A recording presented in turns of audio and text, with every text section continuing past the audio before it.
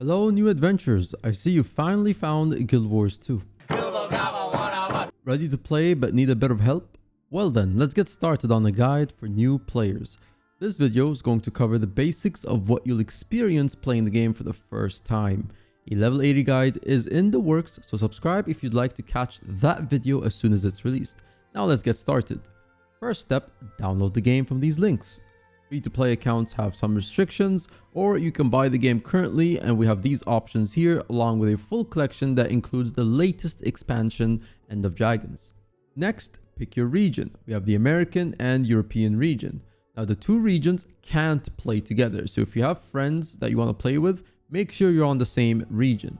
The servers you pick inside a region don't matter for PvE or PvP. They only matter in World vs. World, which I'll explain later in the video. Next, create your character. We have 5 races to choose from. We have the Char race, which are big cats. Humans, which are your typical bland race. I say that while playing a human. Norn, which are humans on steroids. Asura, which is our dwarf race in the game. They're also supposed to be very smart and like full of sass. And Sylvari, which are salads. Plants. They're plant-like creatures. Next, pick your class. Now, I won't go into the full detail on every class, but we have light, medium, and heavy classes. 3 in each category. I'm sure you know what a warrior is like. That's basically your Hulk class. Rangers, they hide behind their pets, like in every other game. But a few that you might not be familiar with, such as Guardian. Guardian is basically... Alright, chums up. Ready, guys? Let's do this. Leroy Jenkins! Our Leroy Jenkins class. It's similar to Paladin from other MMOs. The Revenant class, which was introduced in the Heart of Thorns expansion, required if you actually want to play this class. Revs channel the ability to summon dead legends and help them either bursty damage or a support build. Mesmer is an illusionist, can create many clones to confuse the enemy and also hurt you. The Elementalist, in case you don't know this one, basically it's our mage class. It can play with all 4 elements: water, earth, fire, and air. It's basically Aang the Avatar. So these are our core classes. Now every class has its own specializations.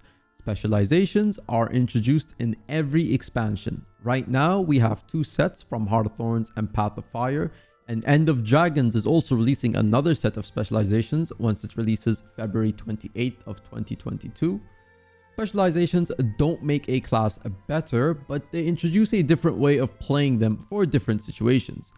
If you want a very good introduction into every class and specialization, I'll highly recommend you watch this video from Valen. He does a great job of explaining every class for beginners to Guild Wars 2, and I'm sure if you keep up with his channel, he will eventually introduce more guides related to End of Dragons. Now, if you want to know which classes are beginner friendly, I recommend Warrior, Guardian, Ranger, and Necromancer. Now, the game doesn't follow the traditional holy trinity of DPS, tank, and healer. Every class was kind of made to hold its own in some way, but with the years of updates and specializations being added to every class, we have the option to play a class in a specific role. Of course, some can do those roles better than others, but in the end, play what you think you'll enjoy. Okay, once you choose all of that, you'll need to pick a few options for story. The story early on might be different based on some of the choices you pick. Each race has different options of stories. Eventually, it all ties into the main story in the game, around level 30 or 40. Example, I started out by picking a human who's rich and dreamed to once work in a circus. If your friend picks the same story, you can both progress together and try to work in the circus. If not, then you could just help each other out with each other's story. Alright, a cutscene of what you picked will play out and load you into the tutorial. The tutorial will give you a brief overview of your auto attack skill, which is your number 1, your healing, which is your number 6, and showing you how to dodge. The green star is your main story quest line. It will appear on the top right side of your screen and on the mini-map and main map. The NPCs will also have a star icon above their head. The tutorial will give you a task to fight a boss. Every race pretty much has a similar tutorial step with their own kind of story and boss encounter. Example, for humans, we got to fight a garbage pile brought to life, while Asuras got to fight a magnificent golem. The bosses just introduce you to the game and are a appetizer of much more glorious bosses you will encounter. Alright, now we are done with the tutorial and you're in the open world. Congratulations, you didn't die yet. First thing, let's go to your settings. You can access the settings by pressing the escape or F11, and you can also click the cog symbol at the top left of your screen. Almost everything in your settings can be bound to a key, from your movement skills to your camera settings. I highly recommend you take a few minutes to set up your preferred keys so your gameplay can be smoother and enjoyable. A few settings I want to focus on.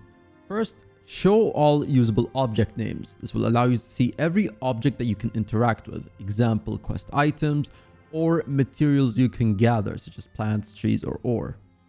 Turn off camera shake if you don't prefer this. I personally don't like it.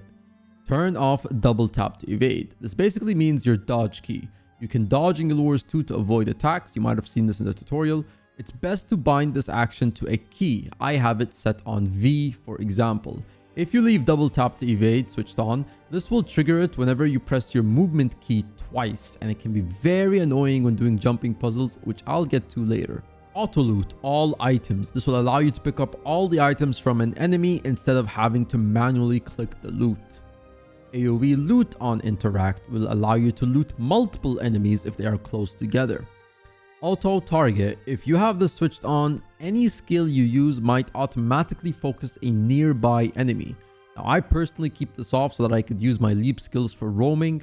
Example, for warriors or rangers, they have a leap charge with their greatsword.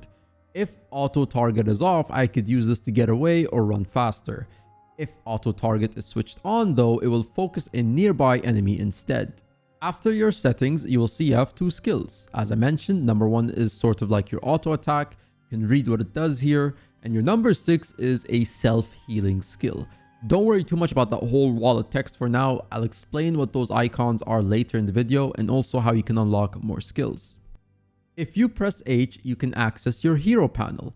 Go to equipment and see the basic gear that you have, but just get familiar with this panel. It will include all your gear options, your skins, otherwise known as transmogs, and other tabs related to progressing your character are here. Pressing I will open up your inventory. Okay, after messing around with those settings, you're now in the open world. Let's talk about the map. If you go to a scout with a telescope icon, the scouts will reveal a section of the map for you to see what there is to explore. You'll unlock that section once you're within the area. The map icons, and what do they mean? Waypoints. When you unlock a waypoint, this will allow you to teleport to that location. It's easier to get around places in the map. It will cost you a few silver to waypoint. You also have the option to waypoint to every starting area for each race. You can do this to explore or help your friends if they picked another race. Just make sure to come back to your area to progress your own story. Points of interest is usually just something interesting in that area. Like, that's it. Vistas. Vistas sometimes need a bit of a jumping puzzle or a path to get to. A vista will show you a cool cinematic shot of the area that you're in. Hearts. Guild Wars 2's quest system is mainly done through hearts. Every NPC with a heart icon will give you a certain amount of tasks for you to do. Simply walk into the area of the heart and the quest will appear on the top right side of your screen. Finish the tasks and you'll get a bit of gold and karma, 2 of the game's currencies. The NPC will also become a vendor for you to buy some stuff with or vendor some items. Hero challenges, sometimes a place to interact with, or it's an NPC with this icon. Talk to them and you will challenge them to a fight. Beat them up and you'll gain a hero point. You need the hero points to unlock your utility skills, which can be found over here. If you are unsure of which skills you want to unlock, you can always go to a PvP lobby, which can be accessed through the cross swords icon. In the PvP lobby, you are automatically leveled up to level 80 and all the skills are unlocked for you. So you can try them out here and see which ones you like or might not like, and then you can work towards them. Completing the map objectives will give you a map completion reward, and you will need to get world exploration of the core Tyria maps to get an item called a Gift of Exploration. You will need this when you eventually go for a Generation 1 legendary weapon. Don't worry about doing this all now. You can just explore as much as you'd like while leveling up. It will just make it easier when you eventually go back to it. Also, when exploring the open world, many maps have event chains that happen. Example, centaurs attacking a village or escorting an NPC somewhere in the map. Some of these event chains can sometimes lead to a bigger event that will require more players to help out. You will also find jumping puzzles throughout some of the maps. They may take a bit of time to complete, but they are fun when you need a cooldown period and also have a chest reward at the end. Just make sure you switch off double tap to evade, or I promise you, you will hate yourself later. Looks like meat's back on the menu, boys! I'm speaking from experience here. Alright, the story missions. Once you go to the green star icon, it should give you the option to join an instance and start your mission. If your friend and yourself have different options, then you can just help each other out and see what the story is like from their side. If you're both picking the same options, just make sure you're both progressing together. Because at the end of the mission, if your friend is also caught up to where you are, it will give them the option to accept credit and also complete the mission for them. You'll notice while playing that while doing story missions, events, map objectives, killing creatures, and even just reviving players when they're in down state, almost everything is giving you XP in this game. So take advantage of that and do as much as you can. Right, let's talk skills. First, when you do go down, you don't actually fully die in this game. You go in what is called a down state. Here, you'll have the chance to revive yourself or other players can revive you. Your 1, 2, and 3 are skills specific to your class. 1 is a damaging skill, 2 is sort of a defensive skill, and 3 is a special skill for your class. 4th skill is your heal skill. You can also rally if you kill an enemy nearby. If you do die while in down state, then you can just click to a nearby waypoint or your friend can revive you and you can come back to whatever you were doing in that area, maybe getting revenge on the enemy that killed you. Now, every few levels, you'll unlock new skill options. At level 2, you'll unlock weapon skill 2, level 4, weapon skill 3, and so on. At level 8, you'll unlock your first underwater weapon and a rebreather. Before this level, you won't be able to do anything underwater, but once you unlock the rebreather and underwater weapon, the rebreather will replace your main helmet when you go underwater, and the weapon, if you got a spear, trident, or a harpoon gun, will replace your underwater weapon skills. Now you can explore and unlock any of the map objectives underwater and fight enemies. Level 9, this is where you'll unlock some gathering tools. You'll have an option to choose between a mining pick, sickle, and logging axe. You use these tools to gather materials from various nodes you find in the open world. You can also purchase these from vendor NPCs that are found in major cities or sometimes in the open world as well. Keep in mind, each type of gathering tool can only gather materials of its tier and under. The main one that you want to work towards as a new player are the Orc Alchem tools, which can gather everything below their tier. While on this topic, let's talk about your inventory. If you click the arrow icon over here, this will automatically deposit all your materials in the bank. When looking to get rid of gray colored items known as junk, you can just go to any vendor and click the sell junk button over here. You'll get a bit of gold for it as well. Clicking the box icon will shift all the items to one side to make the inventory look cleaner. If you want to get rid of other loot you don't want, you can sell them to the vendor, or you could list them on the trading post. It's the in-game auction house where players can buy and sell items. You can also buy salvage kits from vendors and then use those salvage kits to salvage the items for materials. There are many salvage kits with different advantages, but the vendor ones should do for now. Salvaging items is simple. You just double click the kit and then click the item you want to salvage. Salvaging weapons such as axes, sword, or spears, for example, will give you ore. A bow will give you wood, and so on. When in town, the bank merchant has a bag icon above their head. Here you can see all the items you have in your bank. The material storage tab is where all your materials go when you hit the deposit button. You have a base amount of up to 250 of each material that you can store. And the wardrobe tab here will show you the different skins you've unlocked on your account and what is missing, so you can go out on an adventure and fashion up your character. Alright, let's head over to your entire skill bar. You can view the full range of your weapon and utility skills in your build tab on the hero panel. Every class will have unique weapon skills that they can use.